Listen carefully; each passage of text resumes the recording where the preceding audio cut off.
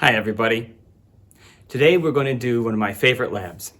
It's called the Reactions of Copper lab, and we're going to start with elemental copper. We're going to take this copper and we're going to put it into a compound, copper nitrate. Then we'll react it again and put it into a compound, copper hydroxide. We'll change that to copper to oxide, and then copper chloride, and finally we're going to end up with copper again in our last reaction. Now you might be doing this lab because you were absent from class for whatever reason. Maybe we didn't have enough time in class for us to do it and we still need to get the data. Or perhaps you're halfway through the lab and you just need to finish up.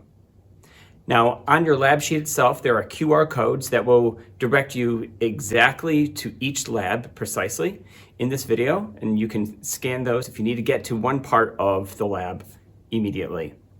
So, without further ado, let's get started on this lab and do the chemical reactions of copper.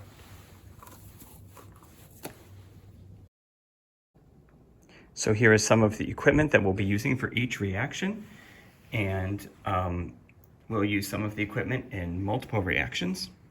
Now, you should be following along with your lab sheet with instructions as we move through this, making sure to take all the data down that you have to, the observations. I'll be giving you a little bit of tips here and there for you so that you don't get lost. All right, let's get started. So before we get started, we need to measure out exactly 1.5 grams of copper in any of these forms, and you need to answer this question. So we're going to measure out 1.5 grams of copper in the powder form, and I have zeroed this out. If we don't get precisely to the 100th of a gram, it doesn't matter, but we're gonna get as close as we possibly can to 1.5 grams.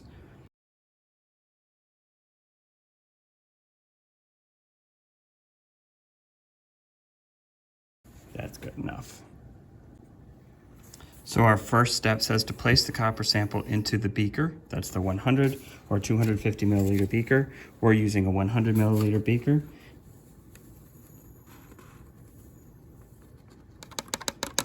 As you can see, some of the copper is already left behind, so we'll probably be losing a little bit of our copper. It says to complete the rest of this procedure in the fume hood. So that's where we're going to go next. Okay, now we're going to complete step number 3, measure 20 milliliters of nitric acid with a graduated cylinder.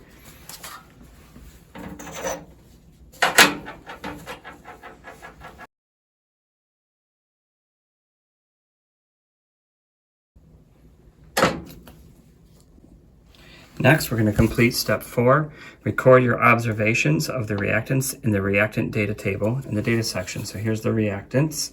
So let's take a look at our reactants. Our physical state of the copper, and it's powder, it's a solid, right? And you can see what the color is. Our physical state of the nitric acid, that is, you might think it's a liquid, but it is aqueous or dissolved in water. And you can see that it's clear. Step 5, we're going to carefully pour the 20 milliliters of nitric acid into the beaker.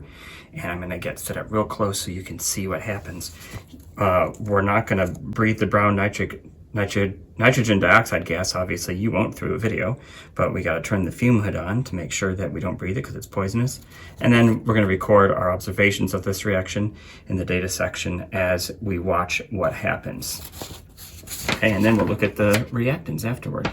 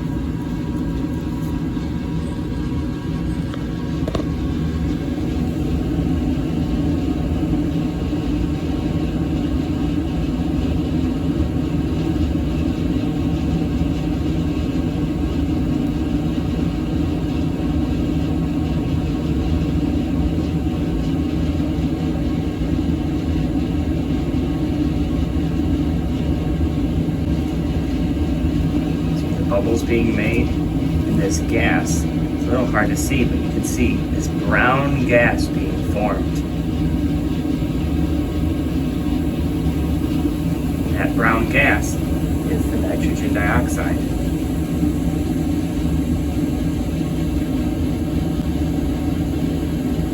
There we go.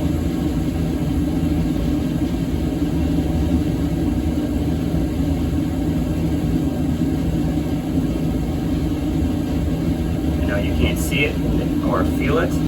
This gets very hot as well.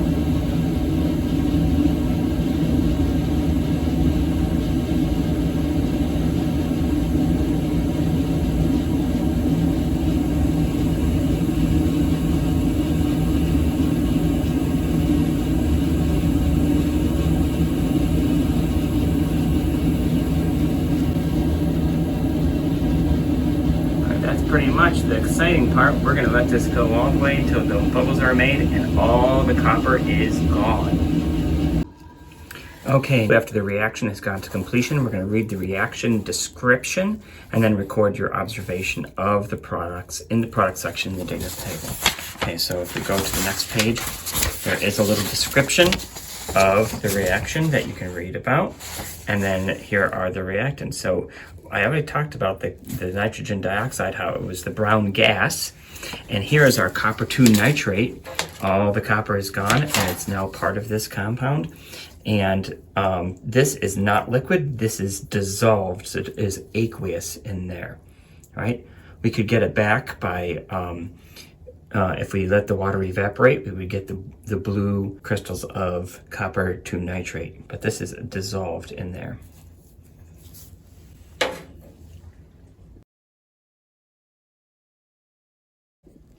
Okay, now we're ready to start reaction number 2, and let's look at the first step here. And it says that we should observe the reactants in this reaction, the copper 2 nitrate from the first reaction, that's this right here, and 3.0 molar sodium hydroxide solution. And then we're going to record our observations here in the reactant section. So again, before we said this is copper 2 nitrate and it's dissolved, it's aqueous. And the same with the sodium hydroxide. Again, it looks like a liquid, but it's not. It's dissolved into water. It's actually a white substance that I've dissolved into water. Okay, step 2 says to fill the 400 or the 600 milliliter beaker, third full of ice water, and that's what I've done here. I've put some ice water into this beaker. The next step 3, it says to carefully place the 250 milliliter beaker. I actually used a 100 milliliter beaker with the solution from the first reaction and nested inside from in the larger beaker. So we're going to make sure that this next reaction stays nice and cold, and so we put it into it like this.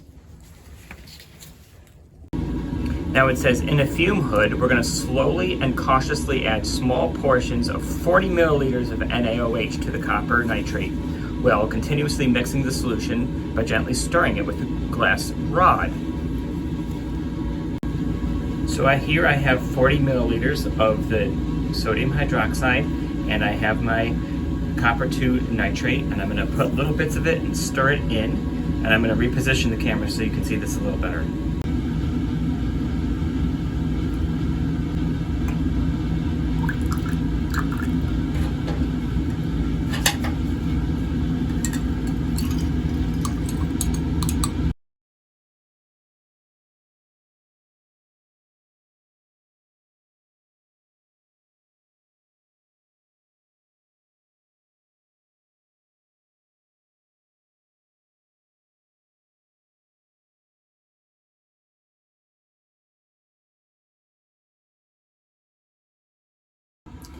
Let's talk a little bit about the products to reaction 2. So we have copper 2 hydroxide and sodium nitrate. We can see the copper 2 hydroxide in here. It's the blue stuff, and you can see it's actually a solid. It's starting right here and going down. Okay, it's a solid. It's kind of suspended in the water a little bit. And the sodium nitrate that's produced, you can't really see it. It's clear and it's dissolved in the water. So yeah,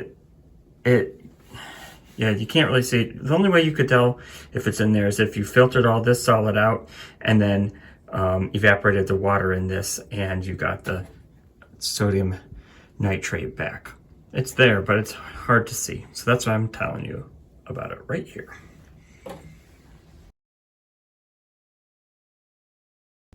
Okay, so now we're going to go on to reaction 3, which is copper 2 hydroxide to copper 2 oxide.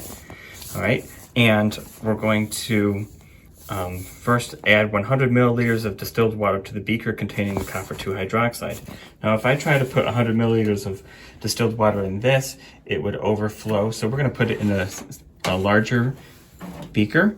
So here, we'll put this in here. And then I'm going to put 100 milliliters of this Desert Spring distilled water into a 100 milliliter graduated cylinder. And then we will add it to that. Whoa, I just added a little bit unintentionally. That was ridiculous. Okay, so we're actually going to pour it into here so that I can rinse out all that product and try to get it all in. Okay. So here's the reactant. We're going to actually do a reaction with it now.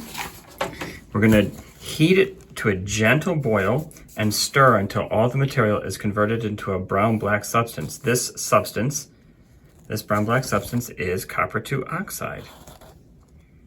Okay, let's see how we can do this.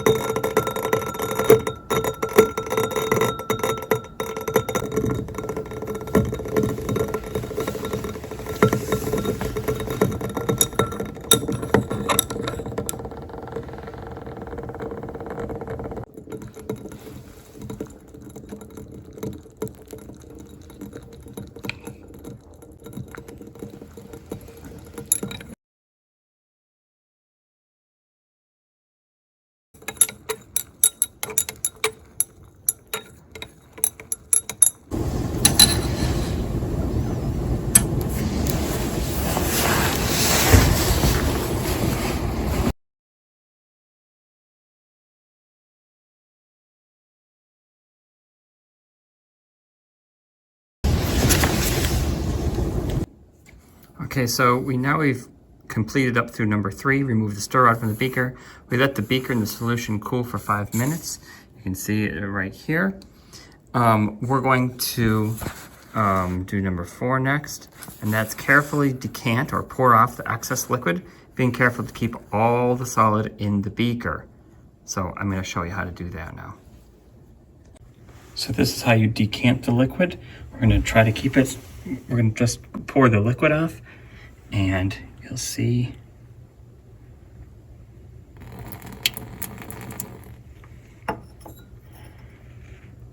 still quite warm. I'm going to go just until the solid starts to come out. Right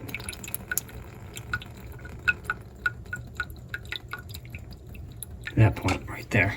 So see, we've got all the liquid off. And now we're going to put some more distilled water in there to rinse it up. Okay, I'm going to pour some distilled water in there. Stir it gently, doing step 5. And we'll let that settle out again.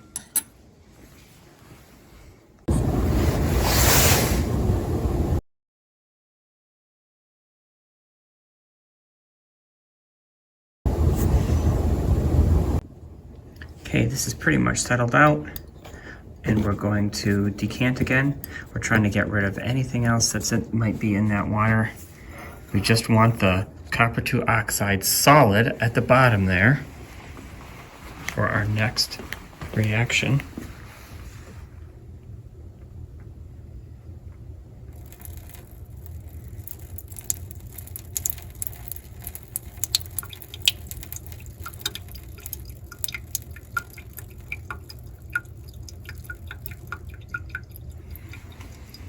Here we go. Now we're ready for the fourth. Okay, so for the fourth reaction, our first reactant is the solid copper oxide that's in here, that black stuff at the bottom right there. Okay, and our second reactant is the hydrochloric acid, and it looks like a liquid, but it's not. It's aqueous or dissolved in water. Okay, we're going to use 50 milliliters of this and put it into there. Okay, I measured out 50 milliliters. Let's pour it in there and stir it around. Watch this reaction. This is awesome.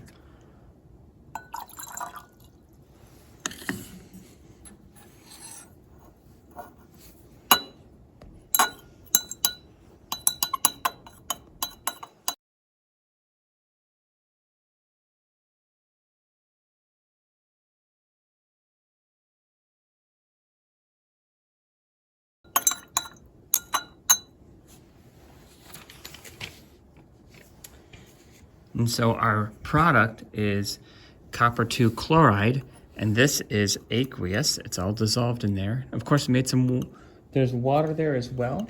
And the water is obviously clear. It's just in there with the copper chloride too.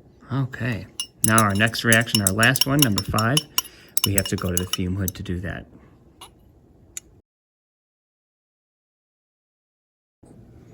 Okay, for reaction 5, our first step is to mass out 0.5 grams of aluminum foil. So let's go ahead and do that.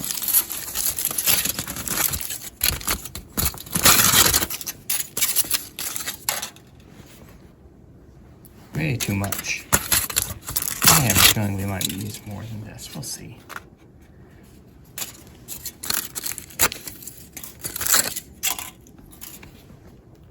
There, that's pretty good.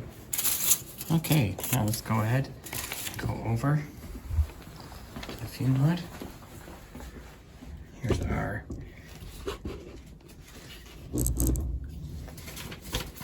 we have to record our observations of the reactants. So we have our copper 2 chloride, which is dissolved in water, and then we have our aluminum, which is a solid substance. Those are our reactants. Okay, so we're going to bring the copper chloride in the fume hood, which we have right now, and then number 4, place some small amount of aluminum foil in the copper chloride solution.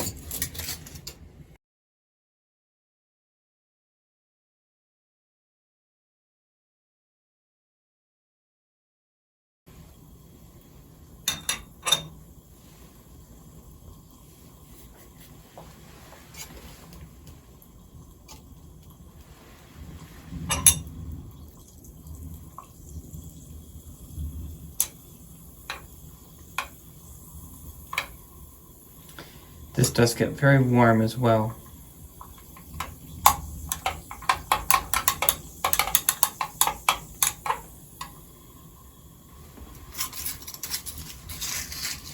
Go ahead and add some more.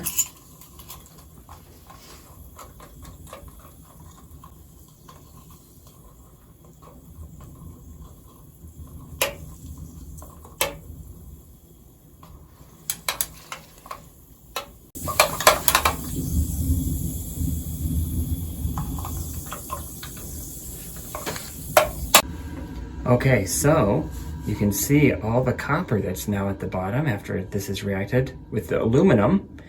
And in here is the aluminum chloride.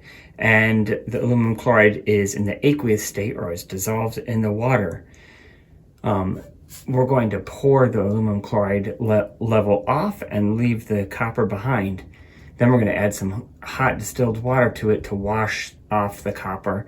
If there's any other types of matter in here, we want it to keep dissolved, so that's why we use hot water. So let's go ahead and do that. We'll first decant.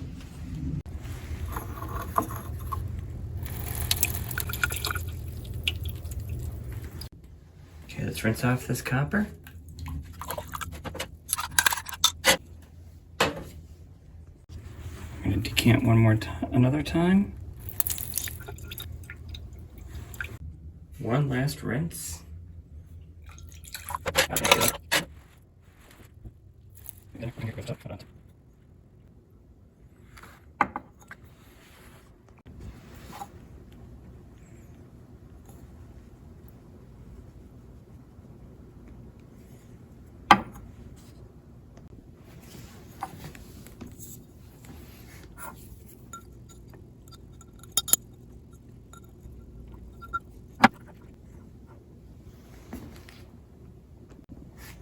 Now we'll just let this dry out and we'll weigh it once it's dry to see how much we have left compared to how much we started with. Okay, all the copper is dried now, and so our final step is to take its mass and see how much we have left compared to what we had at the beginning. I'm going to put a filter paper here that's the same type and zero it out, and I'll take this off and we'll put it on here and see how much copper we have. So we have 1.12 grams, which you should put on this location right here. And that's the end of the lab. I hope you had a lot of fun.